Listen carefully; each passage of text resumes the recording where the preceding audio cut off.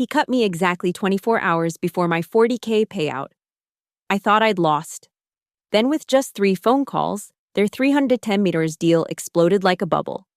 This is how I made that VP's chair shake, legally, cleanly, without a single curse word.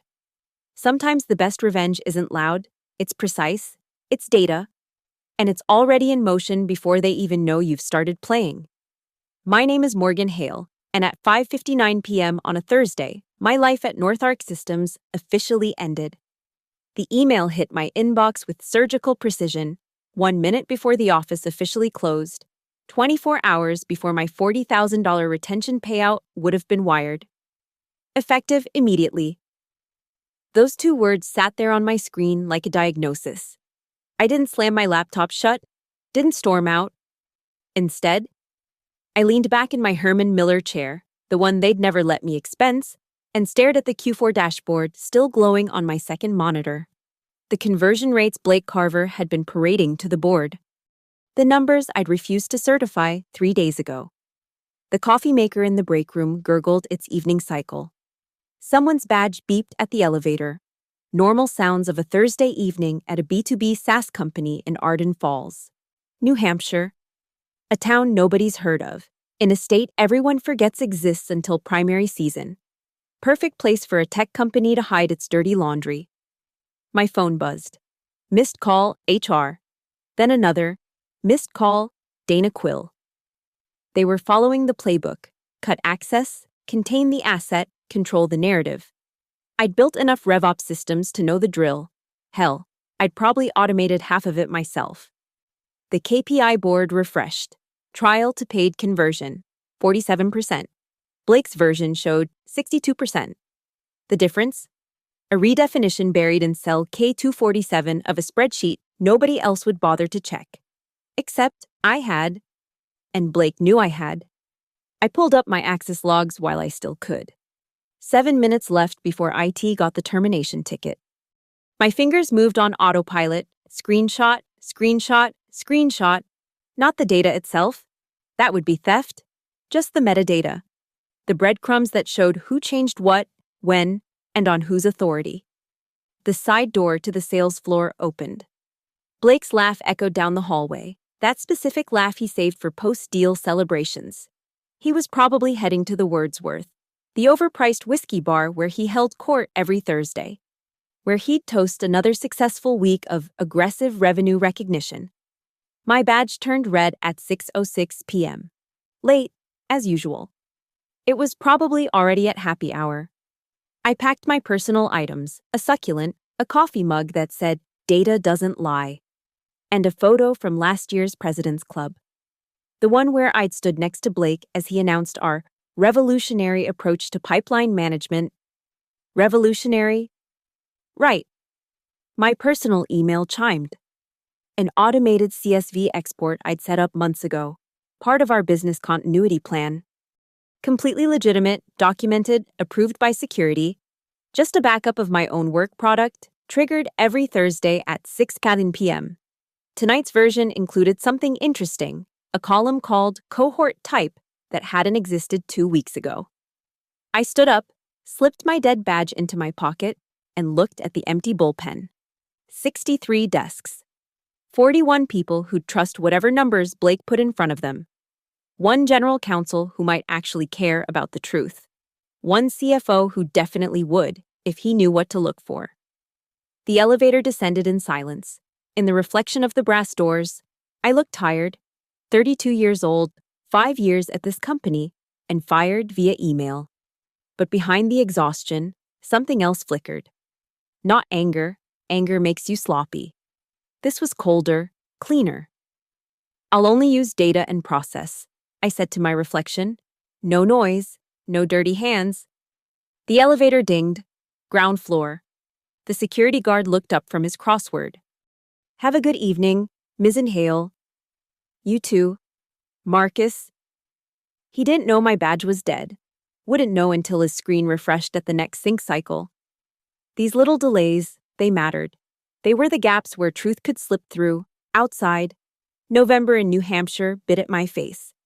My car sat alone in the far corner of Lot C, where RevOps always parked because sales got Lot A and engineering claimed Lot B. I sat in the driver's seat and opened the CSV file on my phone. There it was.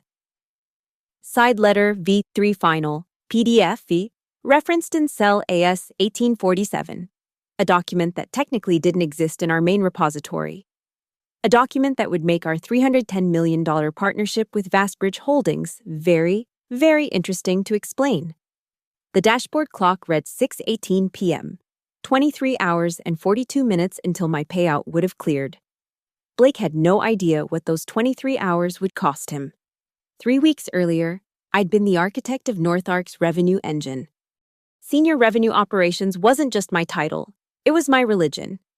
Every lead, every opportunity, every dollar of annual recurring revenue flowed through systems I'd built, processes I'd standardized, dashboards I'd coded from scratch. The CRM was my cathedral, and I was its keeper. The Vastbridge Holdings deal had landed on our radar in September. $310 million wasn't just a partnership, it was validation. Proof that a no-name SaaS company from a forgotten corner of New Hampshire could play with the Titans. Blake had practically levitated when the letter of intent arrived. "This is our Apollo moment," he'd announced to the sales floor, his Patagonia vest somehow immaculate despite the coffee addiction we all knew he had. I'd liked Blake once. When I started 5 years ago, he was different, hungrier for clean wins than inflated numbers. But somewhere between Series B and Series C funding, something shifted. The hunger remained, but the definition of winning got fuzzy. Elena Brooks from Legal Ops had been the first to notice. "Morgan," she'd said, appearing at my desk with that specific expression that meant trouble. "The revenue definitions in the partner deck. Did you sign off on these?" I hadn't. The deck showed MRR that included trial accounts, not converted trials. All trials, including the ones we knew would churn before ever paying a dime. Including the promotional extensions Blake had started handing out like candy. 180-day enterprise evaluations that counted as recurring revenue the moment someone clicked Start Trial. Ruth Ellison, our general counsel, was old-school Boston legal, 63, silver-haired, and allergic to bullshit. When I'd brought her the discrepancies, she'd listened for exactly 12 minutes, then said, "Document everything. Touch nothing. Let me think." But thinking took time, and Blake moved fast. The Monday before my termination, he'd called a revenue war room meeting, mandatory attendance. The conference room smelled like burnt coffee and desperation. Blake stood at the whiteboard, drawing arrows between boxes labeled Current State and Vastbridge Vision. "We need to standardize our metrics," he'd announced. "Align them with industry best practices." "Whose industry?" I'd asked. "And which practices?" The room went quiet. Dana Quill from HR shifted in her chair, that small movement that meant she was already calculating containment strategies. Blake's smile never wavered. "Morgan raises a good point. That's why I need everyone to sign off on the new definitions by EOD Wednesday. Unity is crucial for the partnership." Temas Vega, our CFO, had been dialed in from São Paulo. His face pixelated on the conference room TV, but his voice came through clear. "I'll need to review the audit implications." "Already handled," Blake said. "Dana, can you confirm HR has no concerns?" Dana nodded. She always nodded. It was her superpower, the ability to choose process over principle every single time. After the meeting, Elena had slacked me privately. "You see the side letter yet? It redefines MRR completely." I'd found it that night, buried in a shared drive folder marked Partnership Planning Confidential. Version 3 marked Final. It essentially allowed NorthArc to count revenue that didn't exist yet and might never exist as realized ARRs. Worse, it tied Blake's personal compensation to the LOI, converting to a definitive agreement, not to the partnership succeeding, just to getting it signed, $800,000 in accelerated vesting if the deal closed by December 1st. Wednesday came. Blake cornered me in the kitchen while I was refilling my coffee. Morgan, I need that sign-off. Can't do it, Blake. The numbers don't reconcile. They reconcile fine if you use the right framework. Whose framework? He set down his mug, the one that said, "Always be closing," and leaned in. The framework that keeps 200 people employed in Arden Falls. The framework that gets us to IPO. The framework that makes your 40K retention bonus look like pocket change compared to what's coming. The bonus hits in 2 weeks, I said. If you're still here, he replied. Not a threat, just a fact, delivered with the same tone he used to announce quarterly targets. That night, I'd started my documentation. Not revenge, just hygiene. CSV exports on their scheduled cycles, screenshots of audit logs showing who changed what, the digital equivalent of leaving breadcrumbs. Except these crumbs had timestamps and user IDs. Tomas had called me Thursday morning from São Paulo. Morgan, the Q4 pipeline, is it clean? Define clean. His pause told me everything. Send me what you have, encrypted. But I never got the chance. By 5:59 p.m., I was locked out. By 6:18 p.m., I was sitting in Lot C, staring at a CSV file that contained enough metadata to unravel Blake's beautiful fiction. The Vast Bridge deal needed one thing above all: trust. Trust that our numbers were real. Trust that our growth was sustainable. Trust that when they handed over $310 million, they were buying something that actually existed. I had 23 hours to show them why that trust was misplaced. Not with accusations or drama, just with data. Blake thought he'd fired a revenue operations manager. He'd actually armed a whistleblower who knew where every number was buried. Friday morning arrived with freezing rain against my apartment windows. I'd been up since 4 a.m., not from anxiety, but from preparation. My kitchen table had become a war room, laptop, legal pad, printed copies of North Ark's data governance policy, and my phone displaying that termination email like evidence at a crime scene. At 7:45 a.m., my phone rang. Blake. Morgan, let's be adults about this. We are being adults. Blake, you fired me. I'm accepting it. HR wants to discuss your transition, smooth handoff, references, the usual package. The usual package, code 4, sign an NDA, take a check, disappear quietly. When? 9 o'clock, Dana's office. I arrived at 8:58 a.m. using the visitor entrance. Marcus waved me through.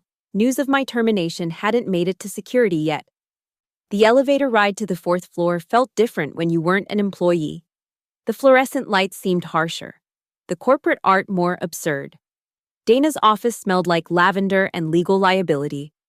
She sat behind her desk with a folder labeled Separation Agreement, Hail, M. Blake lounged in the corner chair, scrolling through his phone with practiced indifference. Morgan, Dana began, her voice calibrated to professional empathy level 3. We want to make this transition as smooth as possible. She slid the folder across the desk. 20 pages of dense text, but I only needed to see 3 sections: cause for termination, forfeiture of benefits, and mutual non-disparagement. Performance-related concerns, I read aloud. Which performance metrics, specifically? Dana glanced at Blake. He didn't look up from his phone. It's a standard classification, Dana said. Standard would be restructuring or elimination of position. Performance-related requires documentation. Progressive discipline, PIPs. Where are those documents? Silence. Who approved this termination? I asked. Senior leadership, Dana replied. Name? That's confidential. When was it approved? Morgan. The timestamp. Dana. When was the termination decision logged in the HR system? Blake finally looked up. What's your point? My point is that according to Section 12.3 of the Employee Handbook, termination for cause requires documented performance issues spanning at least 1 review cycle. My last review was 6 weeks ago. Exceeds expectations across all categories. So either you're lying about the cause or you're violating your own policies. I pulled out my phone and showed them a screenshot, not of internal data, but of my own performance review, which I was legally entitled to possess. The retention bonus, I continued, is payable unless termination is for cause as defined in the original grant agreement, not as defined by whatever creative writing you did yesterday. Dana's lavender couldn't mask the smell of panic. We can discuss a settlement. 10,000, Blake said. Clean break, signed today. 10,000 to walk away from 40,000. And more importantly, 10,000 to stay quiet about why our ARR numbers had mysteriously jumped 15% in the past 2 weeks. I need time to review with counsel, I said. You have until noon, Blake replied. I left the building at 9:23 a.m., but instead of going home, I drove to the Arden Falls Public Library. Beautiful old building, built in 1892 by some timber baron's guilty conscience. More importantly, it had public Wi-Fi that wasn't connected to NorthArc's network. At 9:45 a.m., I opened my personal laptop and pulled up 3 documents: the CSV export from last night, NorthArc's public SEC filings, and the whistleblower policy I'd screenshot before my access was cut. The CSV told a story in data points. User B. Carter had modified revenue classification rules 6 times in 2 weeks. Each modification expanded what counted as committed revenue. The final change, made Tuesday at 11:47 p.m., included a field note, per verbal approval, strategic partnership alignment. But here's the thing about data. It doesn't lie. But it does leave fingerprints. At 10:15 a.m., my phone buzzed. Elena Brooks, texting from her personal number. They're in panic mode. Legal just got pulled into emergency session. About my termination? No. Vastbridge requested a supplementary data room for their due diligence. They want raw CSV exports, not the pretty dashboards. Ruth is stalling. I stared at my laptop screen. 3 browser tabs open, 3 phone calls to make. Each one completely legal, completely within my rights as a terminated employee with concerns about corporate governance. But first, I needed one more piece of information. I called my own desk number. It rang 4 times before someone picked up. Morgan Hale's desk. Rakesh speaking. Rakesh Patel, junior analyst. Good kid who actually cared about data integrity. Rakesh, it's Morgan. Oh shit, Morgan, I heard. Listen carefully. Check the audit log for the revenue reclass. Tell me the ticket number. I can't. You can. It's in the public log. Anyone can view it. Keyboard clicks. Ticket 8847B. Marked urgent. Closed without review. Who closed it? System shows. B. Carter, Tuesday, 11:51 p.m. 4 minutes after modifying the revenue rules, Blake had approved his own change, bypassing the review process that required CFO sign-off for any modification affecting more than $10 million in recognized revenue. Thanks, Rakesh. Take care of my succulent. I hung up and looked at my notes. 3 calls to make, 22 hours until my retention bonus would have vested, and approximately 4 hours before Vastbridge's supplementary due diligence request would expose discrepancies that Blake couldn't explain without admitting to fraud. Unless I exposed them first. The library's reading room was empty except for me and a retired professor grading papers in the corner. Perfect. I spread my materials across the oak table like a general planning a campaign. Every piece had to fit. Every connection had to be traceable. No speculation, no emotion, just facts that could be independently verified. I started mapping the data trail on legal pad paper. Old school, but paper doesn't leave digital footprints. Timeline, October 2nd, original Vastbridge LOI arrives. October 9th, Blake's compensation amendment approved by board. October 23rd, first revenue definition change. November 4th, side letter drafted. November 11th, my refusal to certify numbers. November 14th, my termination. The pattern was clear, but patterns aren't proof. I needed the connective tissue. I pulled up the side letter on my laptop. Not the actual document, I didn't have access to that anymore. But I had something better, the metadata from the CSV export. File created by B. Carter.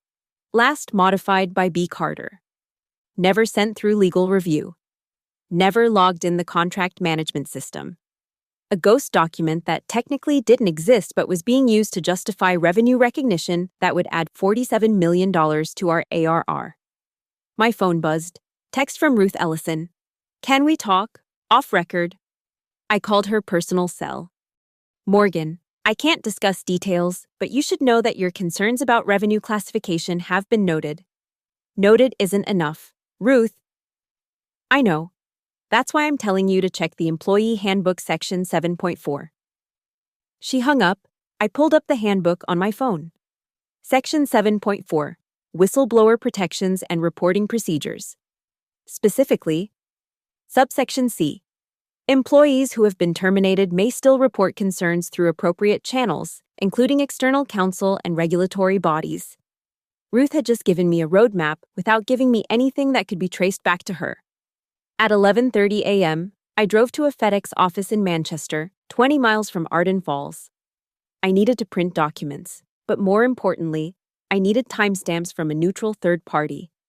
Every page I printed would be logged with date and time. While the printer worked, I reviewed NorthArc's audit committee charter. 3 independent board members required to investigate any credible allegation of financial irregularity. The magic words were credible and allegation. Not proof, allegation. The burden of proof would be on them once the investigation started. My phone rang. Unknown number. Ms. Hale, this is David Park from Rivers and Lomax. We're outside counsel for NorthArc Systems. Rivers and Lomax, the firm that handled our compliance hotline. How can I help you, Mr. Park? We've been informed you may have concerns about certain business practices. We'd like to offer you the opportunity to share those concerns through proper channels. Proper channels. They were trying to contain this. I appreciate the call. Can you confirm that Rivers and Lomax operates the anonymous ethics hotline listed in NorthArc's public filings? We do. And that hotline accepts concerns from former employees? A pause. It does. Then I'll use that channel if I decide to report anything. Thank you. I hung up. They'd just confirmed that I had a legitimate reporting path that couldn't be blocked by Blake or HR. At noon, Dana called. Morgan, have you made a decision on the settlement? I need another 24 hours. Blake won't wait. Then he can proceed without my signature. Silence. They needed my signature more than I needed their $10,000. Without it, I was a live wire, a risk they couldn't quantify. I spent the afternoon building my fact pattern. No adjectives, no interpretations. Just verifiable facts. Revenue recognition rules changed 6 times in 14 days. Changes increased reported ARR by $47 million. Changes approved by single individual without required oversight. Side letter exists outside of contract management system. Personal compensation tied to partnership closing, not success. Termination occurred 24 hours before retention vesting.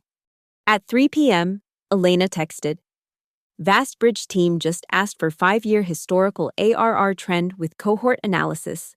Blake's in Ruth's office. Door closed. The walls were closing in on Blake, but not fast enough.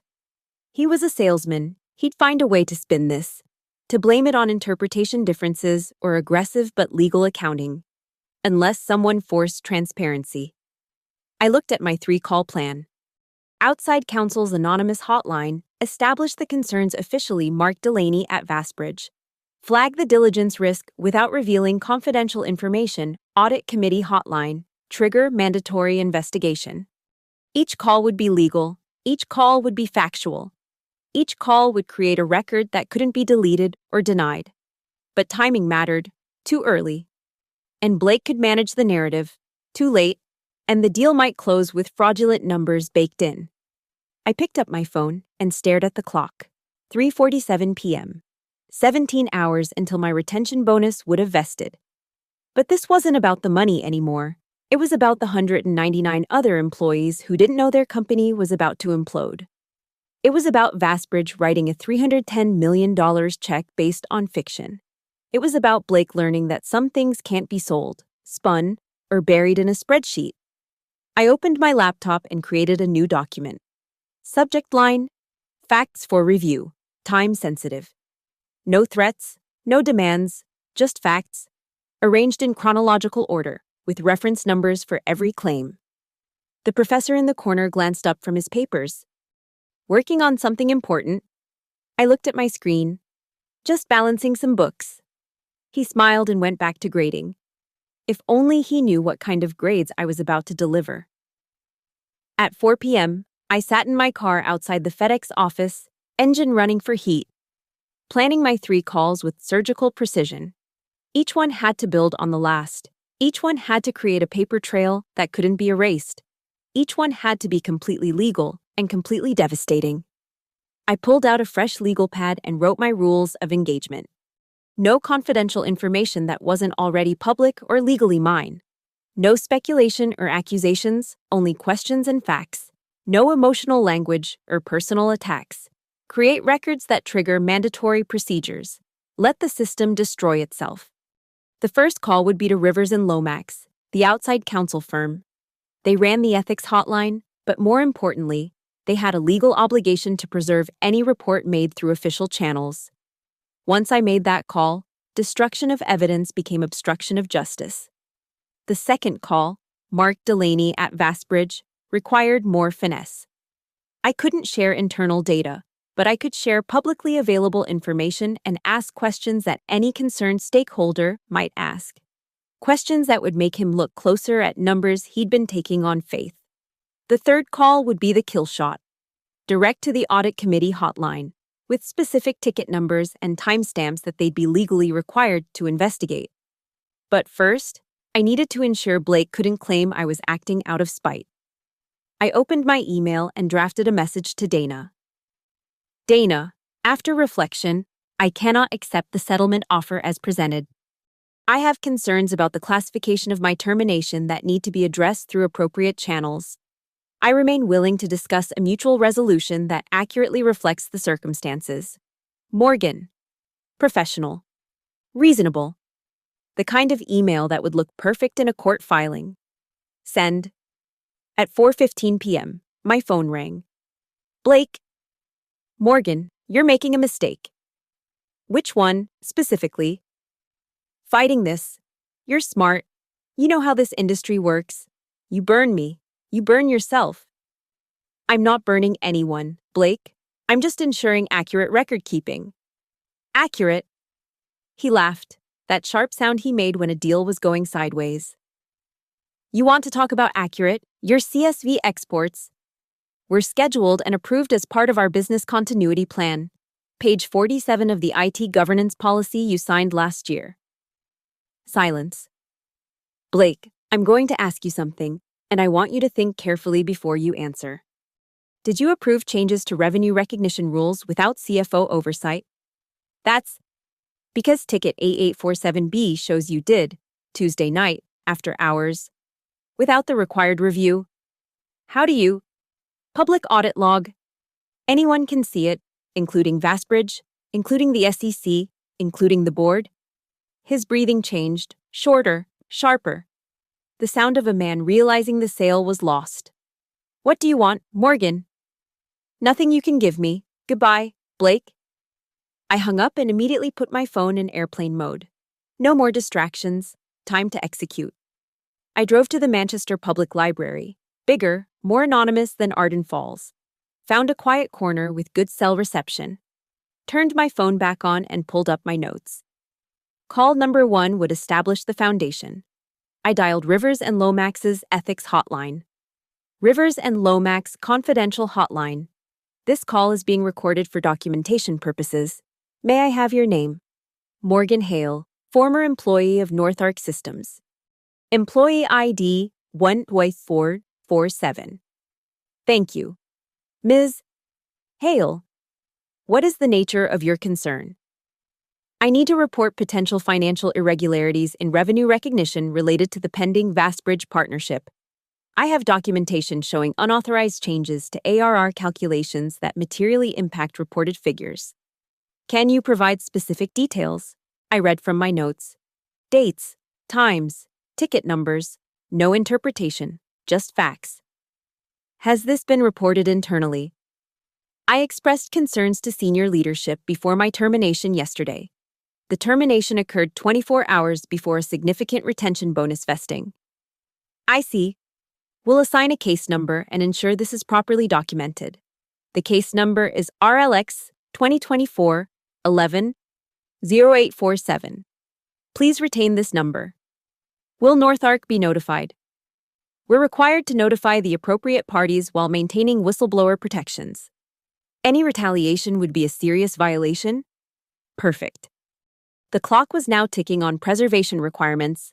Call number 2 required a different approach. I pulled up Mark Delaney's LinkedIn profile. Risk Management SVP at Vastbridge, MIT graduate, posted frequently about due diligence best practices. He'd appreciate precision. I dialed Vastbridge's main line and asked for risk management. Mark Delaney's office. Mr. Delaney, please. Morgan Hale calling regarding North Arc Systems. One moment. Transfer. Hold music. Then, this is Mark Delaney. Mr. Delaney, my name is Morgan Hale. Until yesterday, I was Senior Revenue Operations at North Arc. I want to ensure Vastbridge has full visibility into certain changes in revenue recognition methodology that occurred in the past 2 weeks. Pause. Go on. I can't share confidential information, but I can tell you that public audit logs show significant definitional changes were made outside of standard review processes. Ticket 8847B. If you have access to review it, the timing coincides with accelerated partnership discussions. What are you suggesting? I'm not suggesting anything. I'm encouraging you to request raw data exports, not processed dashboards. Specifically, compare ARR calculations from October 1st versus November 14th. Look for changes in trial conversion assumptions and promotional period treatment. Why are you telling me this? Because I believe in accurate data, and I believe Vastbridge deserves transparency in a $310 million transaction. Are you looking for something from Vastbridge? No. I'm simply ensuring you have information to conduct proper due diligence. What you do with it is your decision. I see. Thank you. Ms. Hale. 2 down, 1 to go. At 5:47 p.m., I made the final call. The audit committee hotline. This one would be recorded, transcribed, and automatically forwarded to all 3 independent board members. 90 seconds. That's all I needed. Name, dates, ticket numbers, case reference from Rivers and Lomax, specific requirement for data preservation, request for independent investigation. When I finished, the automated system responded.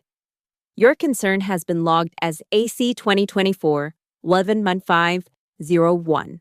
This matter will be reviewed within 2 business days. 2 business days. Tuesday morning, 3 days before the Vastbridge deal was supposed to close. I sat back in the library chair and looked at my phone. 6:03 p.m. 3 calls made. 3 fuses lit. Blake thought he'd won by firing me, but he'd forgotten the first rule of sales. Know your product. And I knew our data better than anyone. The chess pieces were in motion. Now I just had to wait for gravity to do its work. Saturday morning, 7 a.m. My phone hadn't stopped buzzing since 6:30. I let it ring, making coffee instead, watching the November sun struggle through gray clouds. The first stages of panic were always the loudest. Finally, I checked. 17 missed calls. Blake, 1-8. Dana, 4. Unknown, 3. Ruth, 1-1.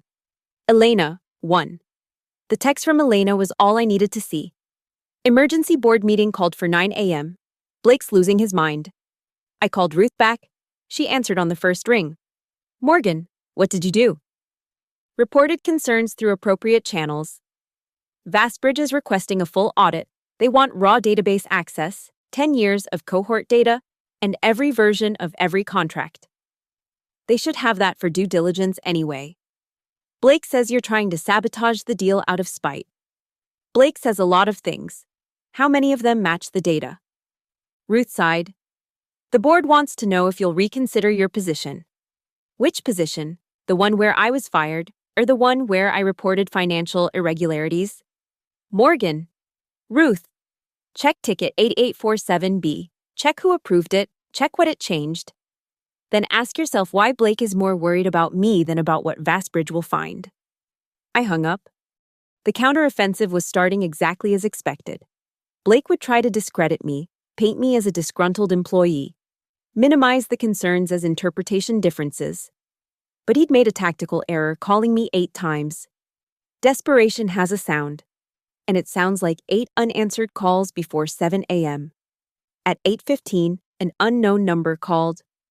Ms. Hale? This is Richard Trammell from Sherman, Watts, and Stein. I'm representing Blake Carver. Lawyers? Blake had lawyered up overnight. How can I help you, Mr. Trammell? My client is concerned about potential defamatory statements you may have made. We'd like to resolve this amicably. Which statements, specifically? Comments suggesting financial impropriety. I reported facts through official channels, ticket numbers, timestamps, public information. If those facts suggest impropriety, that's not defamation, that's documentation. We're prepared to offer a substantial settlement for mutual releases and non-disclosure. How substantial? $75,000, wired today. From 10 to 75 in 18 hours, the smell of fear. No thank you. Ms. Hale, consider carefully. This offer won't remain open. Neither will the audit committee investigation. Goodbye, Mr. Trammell. At 9:30, Elena texted. Board meeting chaos. Blake tried to table partnership pending internal review. Vastbridge rep dialed in, asked about call from former RevOps manager. Ruth made Blake explain. CFO asking for all docs. Thomas was involved now. That changed everything. The CFO had signing authority on financial statements. If he found what I knew he'd find, he'd have personal liability exposure. CFOs don't go to jail for salespeople. At 10:15, my phone rang. Unknown number. Manhattan area code? Morgan Hale. Speaking. This is Mark Delaney. We spoke yesterday. I'm in my office on a Saturday because of you. Because of data concerns. Semantics. I've been reviewing the information you suggested. We found discrepancies. What kind of discrepancies? The kind that make a $310 million deal look more like a $180 million deal. The kind that make our risk committee very nervous. I'm sorry to hear that. Are you? Because from where I sit, you just saved us from a very expensive mistake. Or potentially exposed us to one, depending on what else we find. I only suggested you look at publicly available information. You did, but you knew what we'd find. The question is, what else should we be looking for? I can't advise you on that. But if I were conducting due diligence, I'd want to see every version of every revenue recognition policy change in the last quarter. And I'd want to know who approved each change. Anything else? Check if there are any side letters that aren't in the main contract repository. Silence. Long silence. There are side letters? I couldn't say. But if there were, they might be referenced in document logs, even if the documents themselves aren't in the system. Ms. Hale, would you be interested in a consulting arrangement with Vastbridge? To do what? To ensure we understand exactly what we'd be buying. I'm not sure that would be appropriate, given the circumstances. Think about it. My direct line is 212-555-0147. After he hung up, I sat in my kitchen, staring at my cold coffee. Blake had started this war thinking he held all the cards, the job, the reputation, the connections. But he'd forgotten that in data. Truth isn't about power, it's about precision. At 11 a.m., Dana called. Morgan, the board wants to speak with you. About? Your concerns. They're requesting a meeting Monday morning.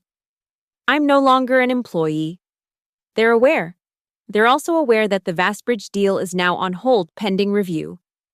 On hold, not dead yet, but bleeding. I'll consider it, have Ruth call me with details. At noon, I got a text from Rakesh. Holy shit, Blake just got escorted to Ruth's office by two board members. His admin is packing his desk for reorganization. What did you do?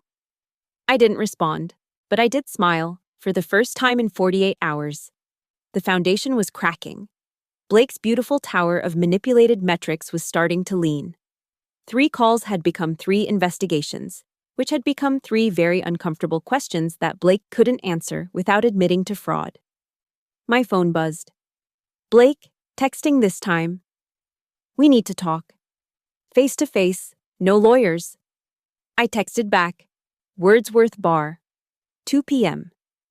Time to see if he wanted to negotiate his surrender, or if he still thought he could sell his way out of this. The Wordsworth Bar at 2 p.m. on a Saturday was nearly empty. Blake sat in his usual corner booth, but nothing else about him looked usual. His Patagonia vest was wrinkled, his hair uncombed, the confident sales swagger replaced by something hollow.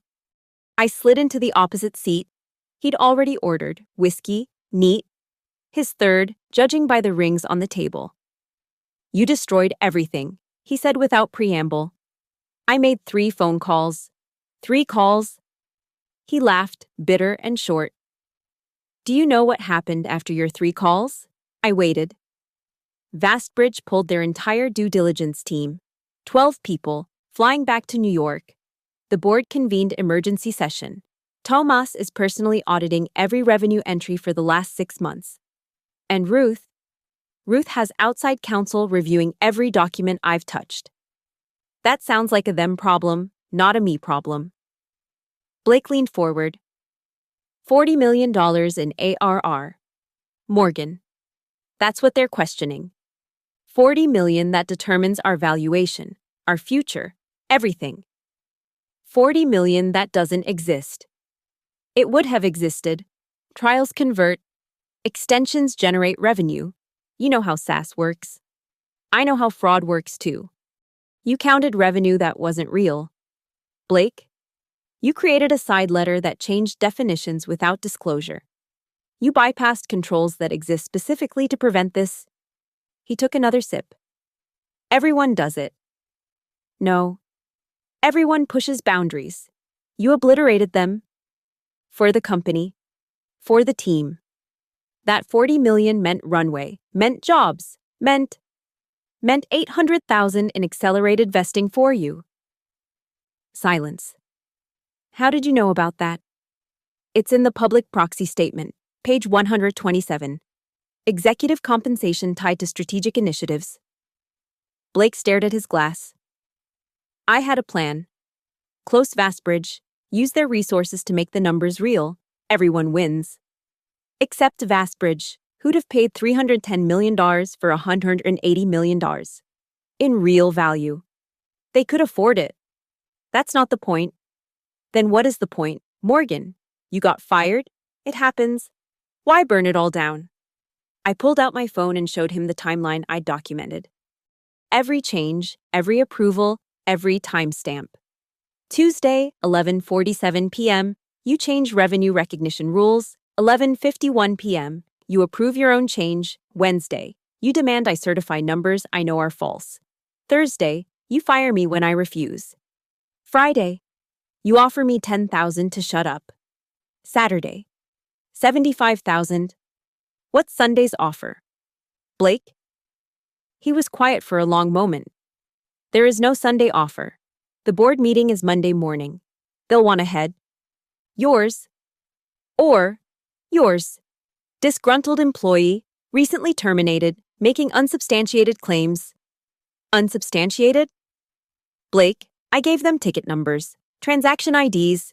Your digital fingerprints are on every single change. You gave them breadcrumbs. I'll give them a story. I'm very good at stories. Not this time. Why? Because you have data. I have relationships. 20 years of them. My phone buzzed. Message from Ruth. Board requesting all documentation. Please retain counsel. Blake saw my expression change. What? Nothing that concerns you. Another buzz. Tomas. Found the side letter. Also found 6 more versions. None disclosed to Vastbridge. Call me. Blake's phone rang. He looked at the screen, and his face went pale. "It's the chairman. You should take that," he answered. "Jim, I can explain." I watched his face cycle through stages of grief in real time. Denial, anger, bargaining, all in the space of 90 seconds. "I understand," he finally said. "Monday morning. Yes. I'll bring counsel." He hung up and finished his whiskey in one swallow. "They're suspending me pending investigation. Effective immediately." "I'm sorry, Blake." "No, you're not. You're right, I'm not." He stood to leave, then turned back. "You know what the ironic part is? If you just signed off on the numbers, we'd have closed Vastbridge. The 40 million would have become real eventually. Everyone would have won. Everyone except the people who trust data to be true." "Right. The sacred data." He pulled on his coat. "Enjoy your moral victory. Morgan. Hope it pays your rent." Actually, it might. Mark Delaney offered me a consulting contract. Blake froze. "Vastbridge wants to hire you?" To understand what they almost bought, turns out, truth has value. He left without another word. I sat in the booth, watching his Mercedes pull out of the parking lot. The bar was completely empty now except for me and the bartender polishing glasses. My phone rang.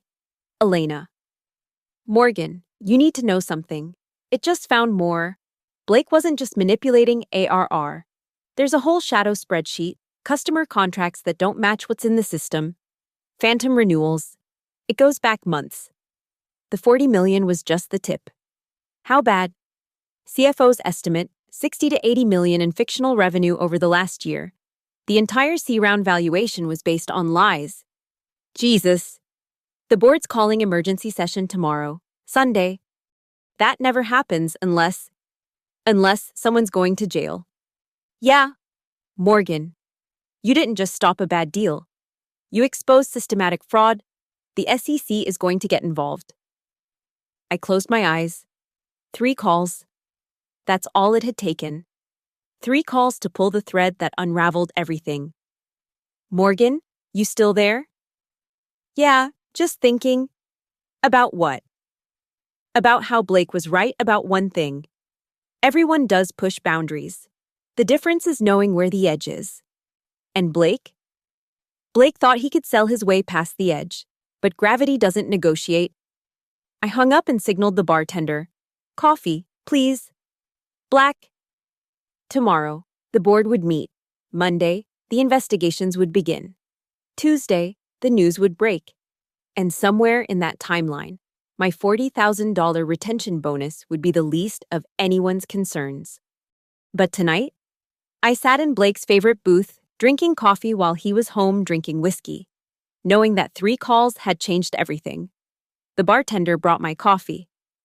"You're Morgan Hale, aren't you? From North Ark? How did you—" "Blake talked about you. Said you were the best RevOps person he'd ever worked with. Also said you were too rigid about rules." I smiled. He was half right. Outside, November rain started again. But for the first time in 72 hours, I didn't feel cold. Monday morning, 7:30 a.m. The North Ark parking lot was fuller than usual for this hour. Board members' cars, lawyers' sedans, and one police cruiser that made everyone walk a little faster. I sat in my car in Lot C, old habits, watching the executives arrive. Ruth Ellison, pulling her roller bag of evidence. Tomas Vega. Off a red-eye from São Paulo. 3 board members I'd only seen in annual reports. And Blake, stepping out of an Uber because his company car had already been reclaimed. My phone buzzed. Mark Delaney. Vastbridge officially withdrawing from partnership. Press release at 8 a.m. Your consulting offer stands. We need someone who actually understands the numbers. Another buzz. Ruth. Board meeting and executive session. Blake's been terminated for cause. Effective 7:31 a.m. 7:31 a.m. Exactly 24 hours and 32 minutes after my retention bonus would have vested. The poetry of data, It always finds its balance. I didn't go inside. There was nothing left for me there. But I stayed in the parking lot. Windows down despite the cold, listening to the building wake up to its new reality. At 7:45, employees started gathering in confused clusters. At 7:50, security began changing key codes. At 7:55, someone from IT ran out to stop Blake from entering through the side door. At 8 a.m. sharp, three things happened simultaneously. Vastbridge's press release hit the wire. Strategic partnership terminated following due diligence concerns. NorthArc's emergency statement followed. Leadership changes and commitment to financial transparency. And my phone received an automated email from ADP. Payroll correction, retention bonus payment processed. $40,000. They'd paid it after all. Probably Ruth's doing, or maybe Tomas, ensuring I had no grounds for wrongful termination. Clean books, even in chaos. Elena called. Morgan, you're not going to believe this. The police just walked Blake out. Not security, actual police. They're seizing his laptop. Securities fraud is a criminal offense. Did you know it would go this far? I knew the data. Where the data led wasn't my choice. The employees are freaking out. Stock options underwater, potential layoffs, reporters calling. Tell them to look at the real numbers. The company's healthier at real value than inflated value. Better to rebuild on truth than collapse on lies. At 8:30, I drove to the Arden Falls Public Library one last time. Returned the books I'd checked out on corporate governance and whistleblower protections. The librarian smiled. Find what you were looking for. More than I expected. At 9 a.m., I met with Mark Delaney via video call. Vastbridge wanted a full forensic audit of what they'd almost bought. 3-month contract, remote work, fee equal to a year of my NorthArc salary. My job, untangle every false thread Blake had woven. Why hire me? I asked. You walked away from the deal. Because there are 40 other companies we're evaluating. We need someone who can spot the difference between aggressive accounting and fraud. Someone who values accuracy over politics. I don't pull punches. We're counting on it. By noon, the story had hit TechCrunch, Bloomberg, and the Wall Street Journal.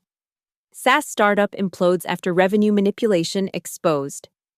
Blake's LinkedIn was already gone, his Twitter locked, his fall as swift as his fabricated rise. Dana Quill called around 2 p.m. Morgan, I owe you an apology. You were doing your job, Dana. My job was protecting the company. I protected the wrong part of it. Now you know better. Tuesday morning, I started my Vastbridge contract from my apartment. Clean data, honest analysis, no politics. The work I'd always wanted to do. Rakesh texted me a photo. My succulent, sitting on Tomas's desk now. He says it reminds him to keep things real. Wednesday, the SEC announced a formal investigation. Blake's assets were frozen. The board hired a crisis management firm. NorthArc's valuation dropped 60%, but the company would survive. Leaner, honest, real. Thursday. I got a call from a recruiter. Another SaaS company had heard about the RevOps manager who stopped a $310 million fraud with 3 phone calls. They wanted to hire me as VP of Revenue Operations. I told them I'd think about it. Friday afternoon, exactly 1 week after Blake fired me, I sat in my apartment looking at my laptop. 3 spreadsheets open, Vastbridge's audit, NorthArc's real ARR, and my own bank account showing that $40,000 deposit. My phone buzzed. A text from an unknown number. This is Blake. They're recommending 3 to 5 years. My lawyer says if I cooperate, maybe 18 months. You won. I typed back. I didn't win. Blake, I just refused to lose. He never responded. Later that evening, I stood at my window watching the November sun set over Arden Falls. Somewhere, Blake was meeting with federal prosecutors.